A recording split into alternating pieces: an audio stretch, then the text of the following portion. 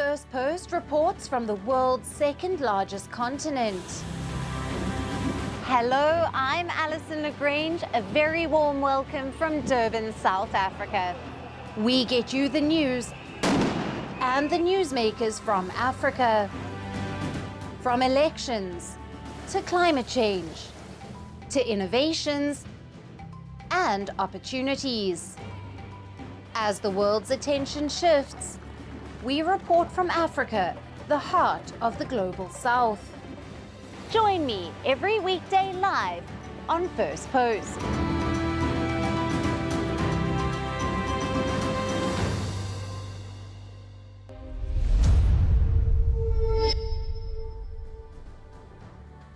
Hello and welcome to Firstpost Africa, where we get you the top stories from the continent and from across the world. I'm Alison Lagrange, coming to you live from Durban, South Africa. First, let's take a look at the headlines. South Africa appoints a special envoy to the United States, aiming to mend ties after its ambassador was expelled for criticizing Donald Trump's administration. Relations between the two sides have worsened since Trump's return to the White House. The Maldives bans Israeli nationals from entering the archipelago, with President Mohamed Hamdan ratifying the law in direct response to Israel's war on Gaza. The ban comes into effect immediately. Chinese President Xi Jinping meets Vietnamese President Long Quang in Hanoi. Yesterday, both the sides sealed over 40 deals. Now, this including agreements on supply chain and railway projects to deepen ties amid rising U.S. trade pressure. Singapore will hold its first general election on the 3rd of May, the first major test for Prime Minister Lawrence Wong since taking office last year. Issues like rising cost of living, housing affordability, and jobs are expected to dominate the campaign. And a powerful sandstorm hits central and southern Iraq, hospitalizing over 3,000 people with respiratory issues. The storm, one of the worst this year, forced the shutdown of 2 airports.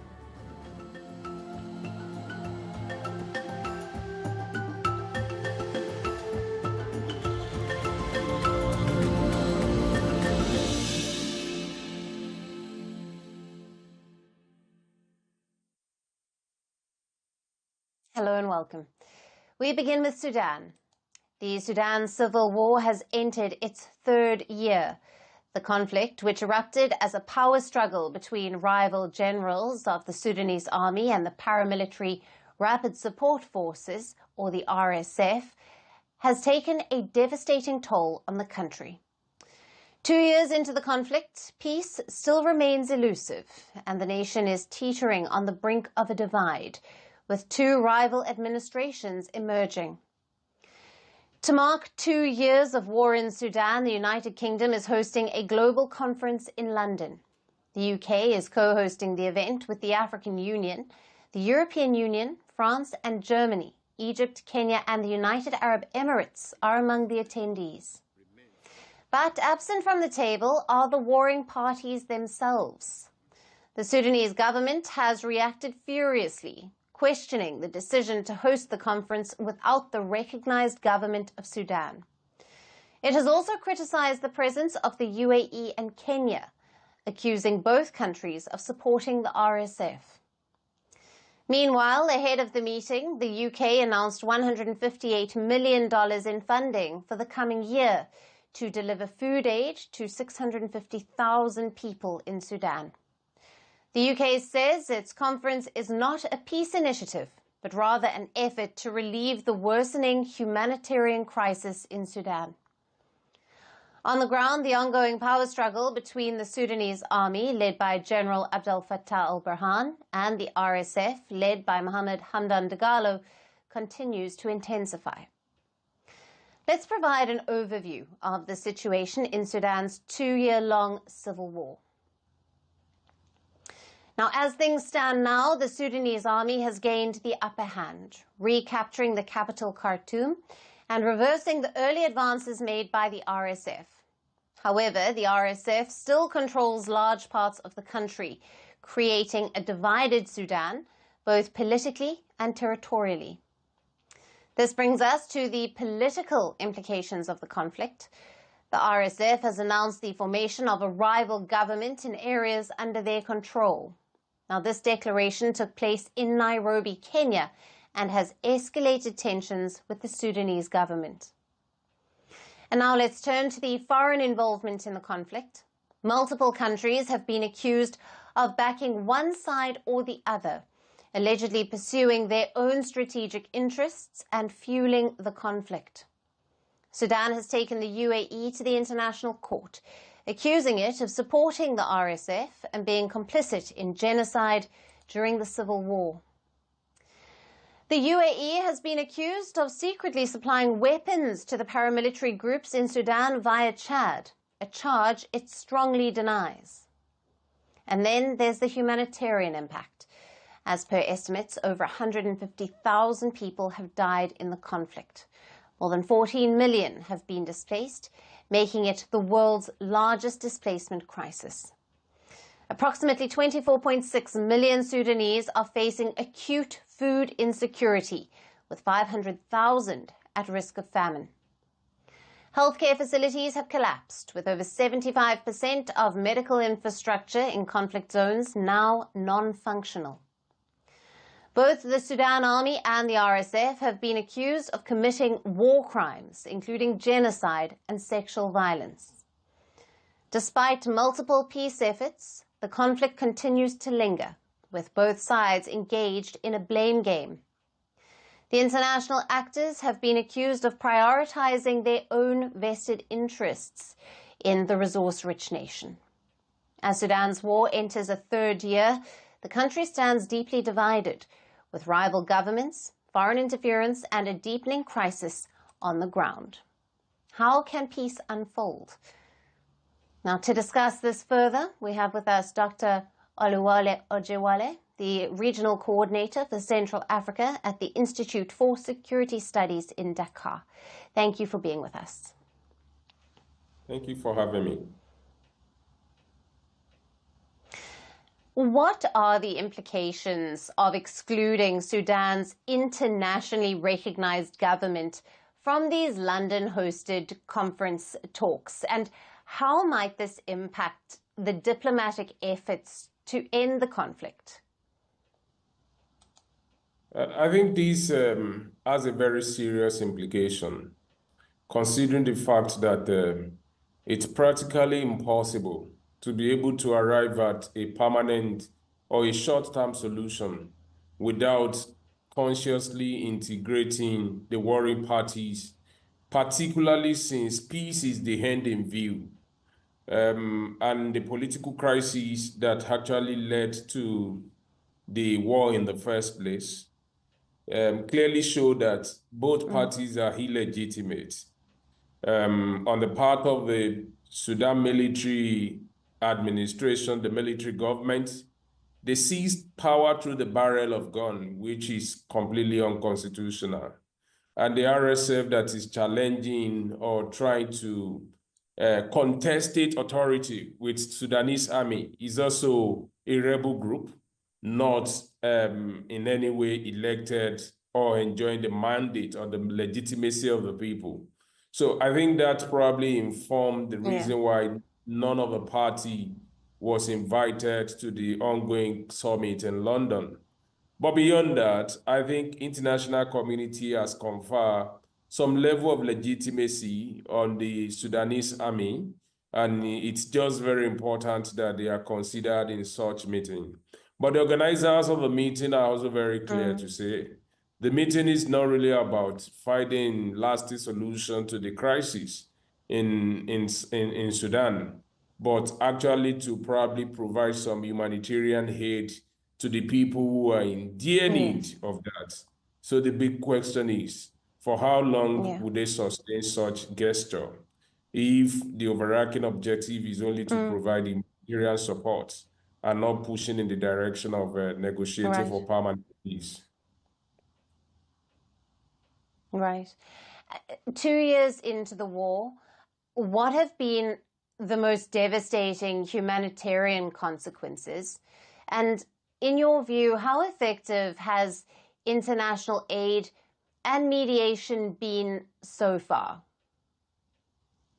Yes, more than 14 million people have been displaced. Critical infrastructure have been destroyed in Sudan, in Khartoum, Afasha, and other critical cities. I think the country as a whole is in a shadow of its past, in the sense that life is now close to obeisance era in which life is short, brutish, and close to death, if we can put it that way, because you don't know the next person that is probably going to be gunned down. Just a few days ago, there was an attack at the displacement camp in which the internally displaced persons have also become another round of collateral damage in terms of the level of destruction that is going on in the country. Food is not within reach. Basic amenities are not within reach. Hospitals have been destroyed. Roads have been destroyed. Critical infrastructures have been destroyed. And these, in a very significant way, limited the quality of life of Sudanese. And the center can no longer hold for the people in terms of the quality of life of the people that are living in Sudan now. So why does it appear that it's very difficult to find lasting peace? I think because the global community has not really prioritized the crisis in Sudan. And the critical actors on the continental level are probably not doing enough. And I put this responsibility at the feet of AU, who have all the mechanism and protocols to be able to address critical political crises like the one that we face in Sudan and Congo. But it's probably having those ideas seated on the pages of reports, on the pages of international protocols that they've developed, which they've not been able to actually deploy to lessen the plight of the people and find amicable solution to the crisis in Sudan. So I think solution is not in view. If the world continues to play this ambivalent role in prioritizing Russia war in Ukraine, and then Israel war with Hamas, and then the most consequential humanitarian political crisis in the world, which is Sudan, is not being attended to. This is the state of the world. And it's unfortunate that Sudanese people find themselves at the very wrong end of the stick. And with major global powers like the UK, France, and Germany taking the lead in this conference, you've mentioned the AU. What role should these African-based institutions like the AU or IGAD play in leading or complementing peace-building efforts? AU is the most consequential diplomatic multilateral arrangement on the African continent to address all the multidimensional crises, whether it is food security, war, health, pandemic. The mandate is large and should be able to step up and address this crisis. But I think for over a decade now, AU has not really succeeded in addressing any of these crises. And that is the reason why it appears like emerging countries, middle power nations are now the ones that are supplanting or taking on the role of AU in addressing protracted crises on the continent. Look at the countries like Qatar that out of the shadow appear to be the country that actually that was able to bring Congo and Rwanda to the table in the recent time. What is the population of Qatar? That is a very critical question, that the AU is failing where Qatar appears to be succeeding. So this is a crisis that I think AU has had to battle with. And we've been going back and forth, the role of the United Nations, the role of the United States and the European Union, UK, France, Germany, Switzerland, trying to now midwife the peace process. I think it is because they've actually discovered that the AU lacks the capacity to be able to actually negotiate this crisis. It is unfortunate, but this is where we are, like I said earlier. This is the state of Africa. And then if the foremost multilateral agency is not able to provide solution to a 2 years political crisis, then they have to look for salvation elsewhere. And that is the reason why we can't but support anybody that actually make a move to bring about peace to the crisis in Sudan. Because the people of Sudan really care about where the peace comes from at this point. They just want a lasting solution to their crisis. And they wouldn't care whether that is brokered by Germany or the United Kingdom or France or United States of America. Peace is desperately needed, just like someone that is thirsty for water in Sudan. Right. Doctor, as always, great to have you on the show. Thank you very much for being with us. Thank you so much for having me.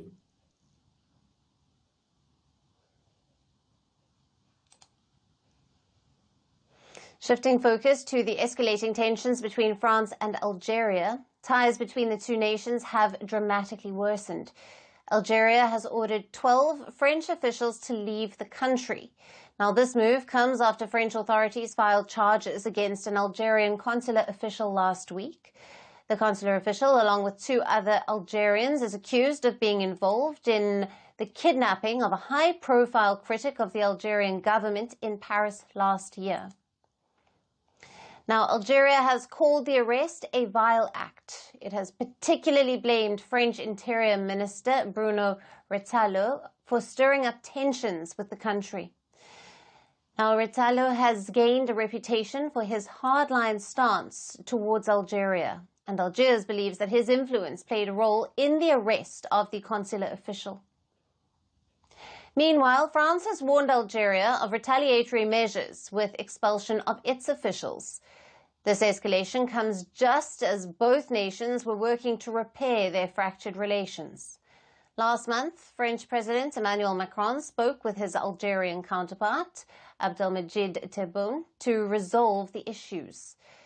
Now, a week ago, the French foreign minister also visited Algiers, signaling a willingness on both sides to move forward.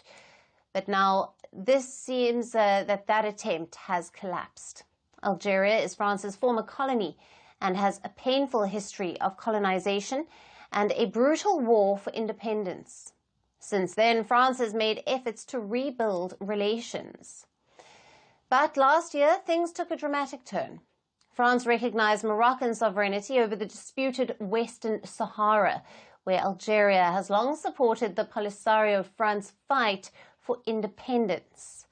Since then, relations have deteriorated to their worst state since Algeria's independence. Now, just as tensions rise with Algeria, the French Interior Minister, Bruno Retailleau, has visited Rabat on Monday, describing Morocco as a crucial security partner.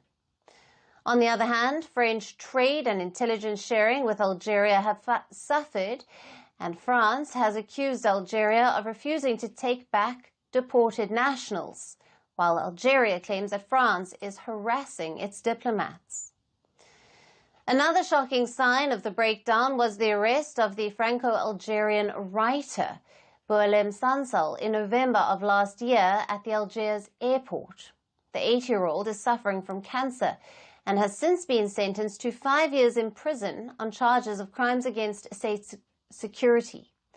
Now, recent talks triggered hopes that Sansal might soon be released in a humanitarian gesture. However, with both countries now in a diplomatic stalemate that seems uncertain, what was once a fragile reconciliation has quickly given way to open conflict. We will continue to track the developments in the row between Algeria and its former colonizer.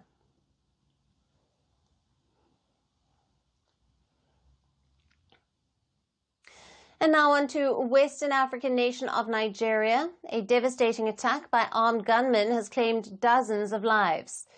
Now, the violence broke out in a plateau state in central Nigeria. On Sunday night, gunmen stormed a village and opened fire. Many of the victims were children and the elderly, unable to escape the attack. Now, reports say that homes were also torched and looted in the deadly raid. The Red Cross has confirmed at least 52 deaths and say that search operations are still underway. Amnesty International puts the death toll slightly higher. At least 54 people have been killed in this brutal assault. Now, the motive remains unclear, but the attackers are believed to be Muslim gunmen who targeted a Christian farming community. Such ethnic and religiously linked violence is commonplace in the Plateau state. Now, the region has a history of conflict between cattle herders and farmers, a struggle mainly rooted in land ownership and access to farmland. Now, most herders belong to the Fulani group and are Muslim, while the farmers are primarily Christian. Nigeria is Africa's most populous country. As the population grows, land has become increasingly scarce, leading to frequent confrontations over grazing spaces. Climate change has made the situation worse. Drought and desertification have pushed herders further south into the already crowded farmlands. Now, this conflict has dragged on for years and has grown into one of Nigeria's deepest security crises. In just under 2 weeks, over 100 people have been killed, all in the same central state of Plateau. Last week alone, gunmen killed 52 people and forced nearly 2,000 to flee their homes. President Bola Tinubu has condemned the latest attacks and has promised a full investigation. The governor of Plateau State has also spoken out, saying that these are not isolated incidents, but a pattern that must be broken. A report by Amnesty International revealed a grim statistic. Over 1,300 people were killed in Plateau State in just 3 months. Now, these deaths took place between December of 2023 and February of 2024. Tinubu's response to this escalating crisis has been widely criticized. Opposition leaders and civil society groups argue that the president's security promises no longer reflect the reality on the ground.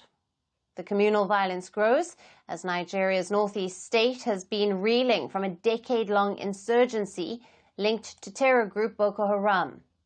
It has claimed thousands of lives and has displaced millions. As the bloodshed continues and pressure mounts, the question remains: how will authorities address the escalating security situation?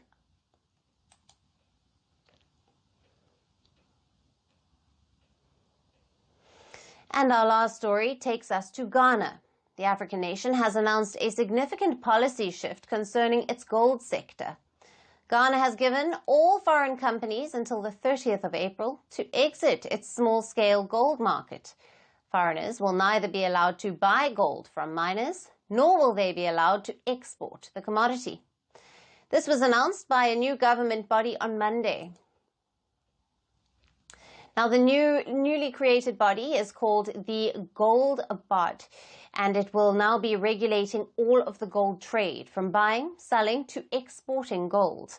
Now, this agency will be the only gateway of Africa's leading gold producer.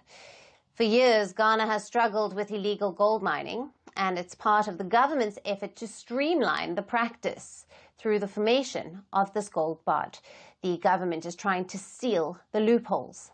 Now, it wants to tighten control over this shiny metal on which the livelihoods of at least 1 million people are dependent. The ban on gold trading takes effect on the 1st of May. However, they can apply to the body for permissions. Now, Ghana's gold exports rose significantly in 2024. It grew over 50% and reached more than $11 billion last year. $5 billion came from legal small-scale miners.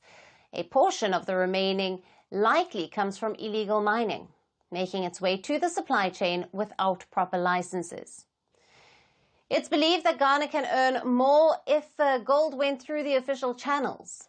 Illegal mining is also known as galamsey in the country, and many Chinese nationals have been heavily a part of this malpractice. Many unemployed youth have also joined the illegal mining. They see it as one of the few ways to earn money fast. The main reason the government has failed to stop illegal mining is joblessness and unemployment in the country. For example, I am getting older, and if I am jobless, and they tell me about a dirty job that will make more money than I expected, because I am unemployed, I'll take it. If someone advised me to stop the job because it's destroying bodies of water, and I stop, if I don't have another job that will make me money, I will definitely return to the illegal mining. So it's a dangerous mix of foreign financiers and machinery, local youth desperate for income, and a weak system. Together, these fuel an underground gold economy. Ghana is Africa's leading gold producer, and in the world, it ranks 6th. Now, what matters here has ripple effects on global markets. Recently, Ghana's government announced that foreign nationals involved in illegal mining will be deported. The formation of the regulatory body is the first step to Ghana's wider plan to clean up the gold industry. By setting a state-backed body, the government is laying the groundwork for more reforms. And that's it on the show for today. We will see you again tomorrow at the same time. Thank you for watching, and goodbye.